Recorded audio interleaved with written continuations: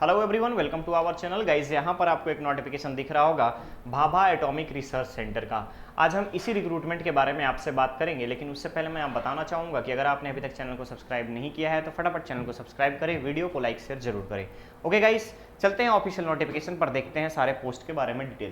तो सबसे पहले अगर आप यहाँ पर देखेंगे तो आपको ऑलरेडी मेंशन कर दिया गया है लास्ट डेट के बारे में इंफॉर्मेशन कि आपका लास्ट डेट रखा गया है 12 सितंबर तक आप इस पोस्ट के लिए अप्लाई कर सकते हो। क्लियर रहेगा। नेक्स्ट हम आते हैं यहाँ पे कौन कौन सा पोस्ट है, तो ध्यान रखेंगे। Nurse category A scientific assistant B pathology के लिए, scientific assistant B nuclear medicine technology, scientific assistant C medical social worker और sub officer B scientific assistant civil. ठीक है, ध्यान रखिएगा ये टोटल 6 कैटेगरी के पोस्ट हैं और यहाँ पे टोटल नंबर ऑफ पोस्ट रखा गया है 36। क्लियर रहेगा।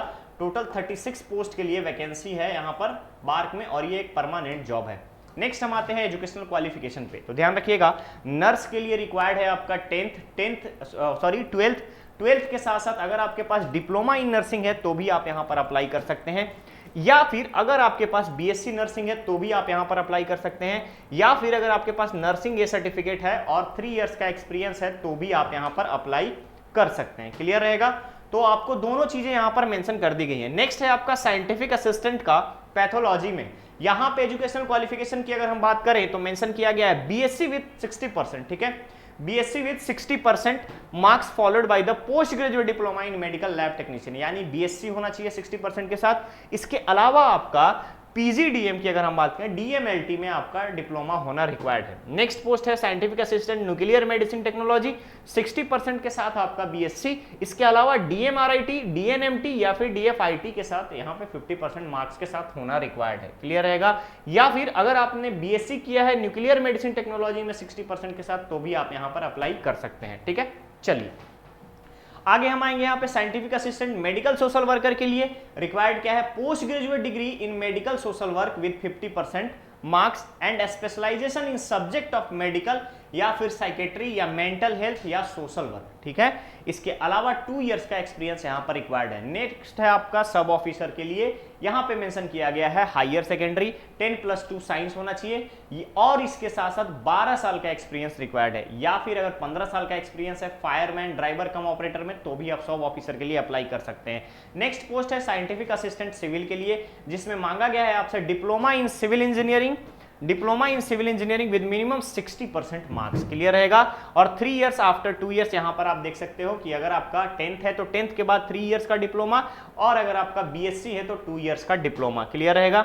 चलिए यहाँ पे पोस्ट के बारे में बताया गया है कि आपका पे स्केल कैसा रहेगा, तो ध्यान रखिएगा नर्स के लिए लेवल पे मैट्रिक्स 7 है, 44,900 तक का मिनिमम एज लिमिट रखा गया है आपका 18 और अपर एज लिमिट है यहाँ पे 30। नेक्स्ट पोस्ट आता है scientific assistant pathology, minimum age 18 और मैक्सिमम एज 30। रिलैक्सेशन प्रोवाइड किया जाएगा रिजर्व कैटेगरी के, उसके बारे में बाद में बात करेंगे।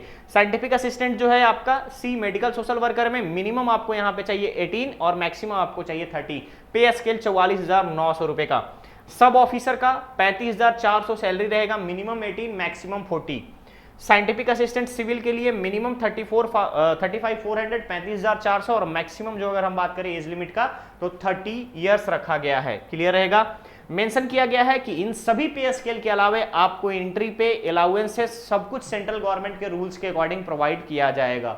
ठीक है, चलिए यहां पे आपको बता दिया गया है कि किस तरीके से रिलैक्सेशन प्रोवाइड करेंगे और सिलेक्शन मेथड। अब आती है बात सिलेक्शन मेथड का, तो पोस्ट कोड 1 के लिए अगर हम बात करें तो प्रिलिमिनरी टेस्ट होगा जिसमें मैथमेटिक्स, साइंस और जनरल अवेयरनेस के 50 मल्टीपल चॉइस क्वेश्चन होंगे। ठीक है, ईच क्वेश्चन 3 मार्क्स का रहेगा और यहाँ पे सिलेक्शन का क्राइटेरिया बनाया गया है एडवांस टेस्ट। पहला टेस्ट होगा आपका नर्सिंग के लिए अगर हम बात करें तो पहला बेसिक और नेक्स्ट आपका आता है टोटल आपके डोमेन से रिलेटेड नॉलेज का, उसके बाद आपका स्किल टेस्ट, इसी के आधार पर मेरिट लिस्ट बनेगी। नेक्स्ट है आपका पोस्ट कोड 2, 3, 4, 5, 6 के लिए, तो ध्यान दीजिएगा यहाँ पे पर्सनल इंटरव्यू के आधार पे आपका सिलेक्शन होगा। नेक्स्ट आता है पोस्ट कोड 5 के लिए जिसमें स्टेज 3 होंगे।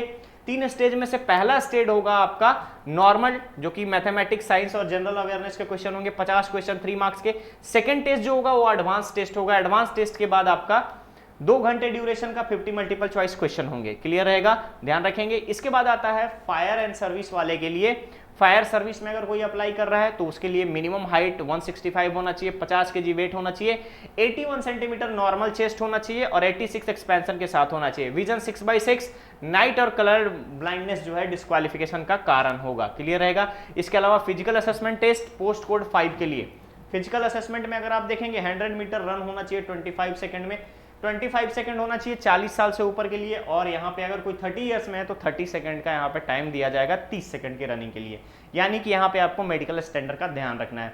ड्यूटी के बारे में बताया गया है कि किस तरीके का आपका ड्यूटी होगा, क्या आपका यहाँ पे वर्क रहेगा। एडिशनल बेनिफिट में अगर आप देखेंगे तो वर्किंग क्या इन्वायरमेंट कैसा होगा, प्रमोशन कैसा होगा, फैमिली मेंबर के लिए हेल्थ केयर आपको प्रोवाइड किया जाएगा, साथ ही साथ परफॉर्मेंस रिलेटेड इंसेंटिव मिलने वाला है, अपडेटेड अलाउंस मिलेगा, उसके बाद फिर लीव ट्रैवल कंसेशन मिलेगा आपको फेयर में। क्लियर रहेगा। डिपार्टमेंटल एकोमोडेशन प्रोवाइड किया जाएगा, यानी कि आपको वहां पे फ्लैट प्रोवाइड किया जाएगा नॉमिनल रेट पर। अप्लाई कैसे करना है तो ध्यान रखिएगा, 17 अगस्त से इसका एप्लीकेशन प्रोसेस स्टार्ट हो चुका है। आप लास्ट यहाँ पे 12 सितंबर तक अप्लाई कर सकते हैं। ऑफिशियल वेबसाइट recruit.bark.gov.in पर जाकर के डायरेक्ट अप्लाई कर सकते हैं यहाँ से। क्लियर रहेगा।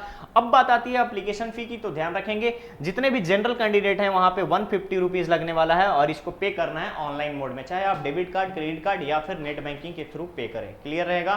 तो ध्यान रखेंगे ये सारे आपको जनरल कंडीशंस बताए गए हैं कि क्या क्या आपका डॉक्यूमेंट्स रहेगा, क्या फॉर्मेट रहेंगे, किस तरीके का सर्टिफिकेशन आपको अपलोड करना है, इन सभी चीजों के बारे में। क्लियर रहेगा। क्लियर रहेगा। वार्निंग वगैरह यहाँ पे सब दे दी गई है। मिसकंडक्ट के केस में आपका डिस्क्वालिफिकेशन किस आधार पर होगा, ये सारी चीजें आपको यहाँ पे बता गई है। तो गाइस ये था आपका बार्क का परमानेंट जॉब का रिक्रूटमेंट नोटिफिकेशन। बहुत ही जल्द मिलने वाले हैं हम लोग एक नए नोटिफिकेशन के साथ। और गाइस एक चीज आपको बताना चाहूंगा कि आप लोग चैनल सब्सक्राइब नहीं कर रहे हो, फटाफट चैनल को सब्सक्राइब करो। हमें इसको एक वन स्टॉप सॉल्यूशन बनाना है। साथ ही साथ अगर हम बात करें तो यहाँ पर और भी सारी चीजें आप लोगों के लिए लेकर के आई जाएंगी। ठीक है। वीडियो को लाइक शेयर जरूर करें। डिस्क्रिप्शन बॉक्स में जैसे ही वीडियो अवेलेबल होगा चैनल पर, वहां पर आपको सारी चीजें डिस्क्रिप्शन बॉक्स में देखने को मिल जाएंगी। ऑफिशियल वेबसाइट, किस तरीके से अप्लाई करना है, क्या है लास्ट डेट, क्या है इनिशियल डेट, इन सभी चीजों के बारे में। ओके गाइस, मिलते हैं बहुत ही जल्द। Thank you so much.